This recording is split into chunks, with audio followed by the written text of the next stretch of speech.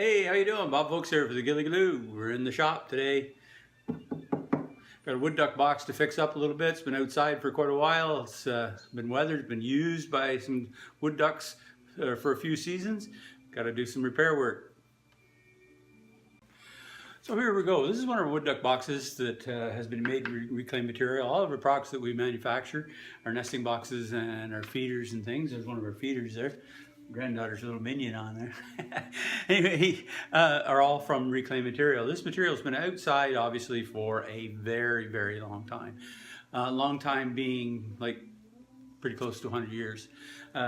It's certainly 100 years old.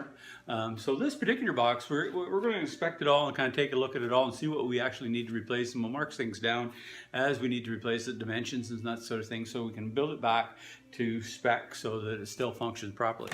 What we're going to look at today, one of the problems is that this piece on the top here, as you can see, that big line there, it's kind of split. So what's happening is when it rains, it's allowing water to run right on top of Mama Duck. That's no good. Her and her babies are sitting inside, and we got a lot of water running in there. So we're going to replace this piece. And we're also going to, just as a prevention measure, when we bought up the new section, this is a very big piece of board, really. It's 14 inches one way, so it's a very wide plank. One of the problems today is replacing that width. So what we're going to do is put a piece of pine on here, but then we're going to run a bead of caulk along the top here just to seal up that joint so that there's no water able to penetrate in behind there and continue to rot and work away at destroying the wood of this box.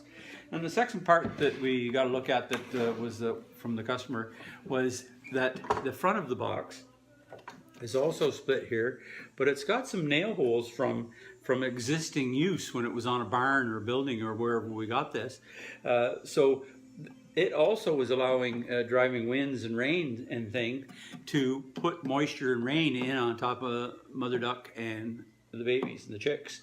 So we're going to replace this front face also, and we're going to fix up this hole. As you can see, it's got worn along the outside from ducks going in and out, probably squirrels and everybody else going in and out, and we'll talk about positioning and prevention of that as we go along.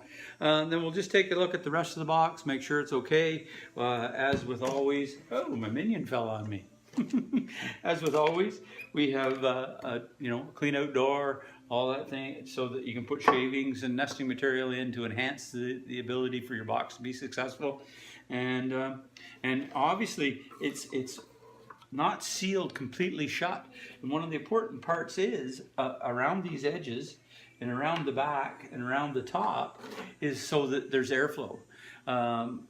Often, if it's sitting in direct sunlight and mom's in there on the nest and the babies are in there after they've hatched, you want a little bit of airflow around so that they don't suffocate inside.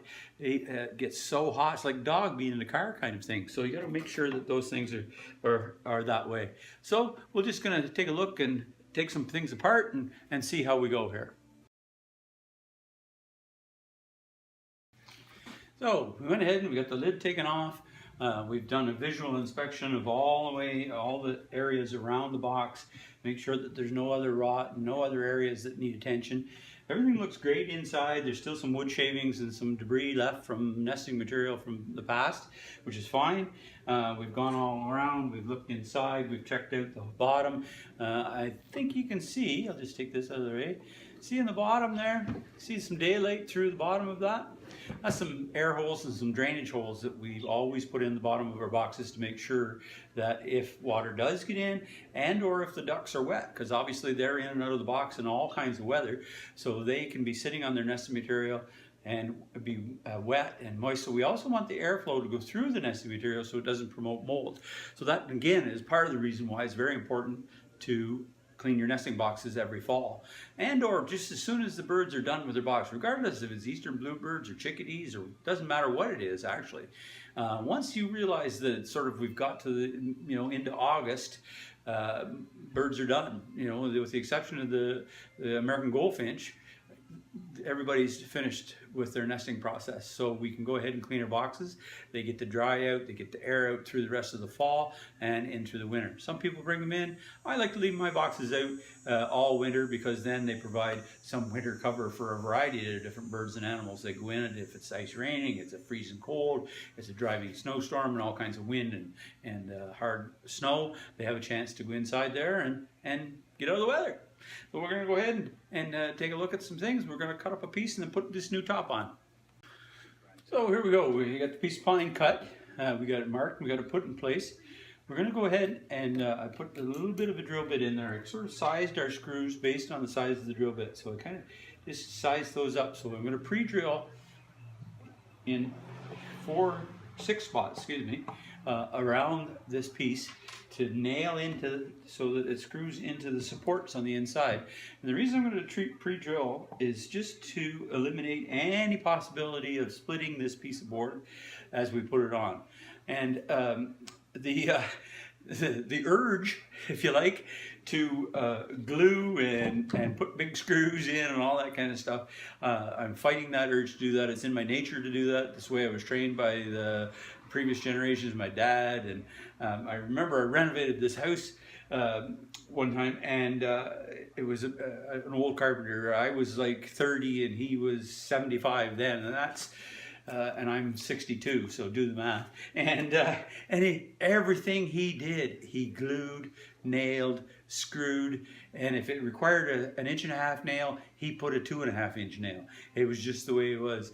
So I always remember those kinds of traits and things to try to eliminate. And with the wood duck box, we don't want to do that, because if we ever have to repair it, if we ever have to take it down, we want to take it apart, we want to move it to a new location, do some different things, we want to be able to dismantle it easy enough, but have it secure enough so that the ducks are okay. So we're going to go ahead and do that, and we're going to go ahead and take the top off. So we're going to get ready to take the top off, or the front face of this off, I should say. And so we got screws all around that we're going to take off. And we just got to take a look at our positioning. So when we want to cut this next piece, we want to make sure, because one of the important parts of a nesting box with all species, but certainly the wood ducks, is that we want a certain amount of distance from the inside to the base of the nesting cavity. And if you think so the base is kind of there, then there's some nesting material. Any raccoons or predators of any kind, particularly the raccoons, can climb up on the box, reach in and grab some eggs, grab mama, any of the chicks, and we want to try to eliminate that with some distance. So we've got to be careful where we mark our hole and what we do. And then on the inside of the box, we have wire mounted on the inside to allow the chicks and stuff to climb up. And I'll show you that when we get things taken apart here.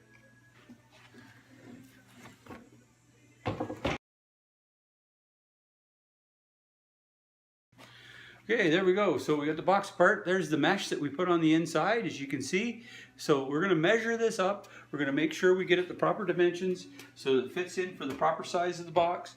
And then we'll start putting things back together. We'll jigsaw the hole and we'll make it so that we can put the box back together and everybody's going to be happy.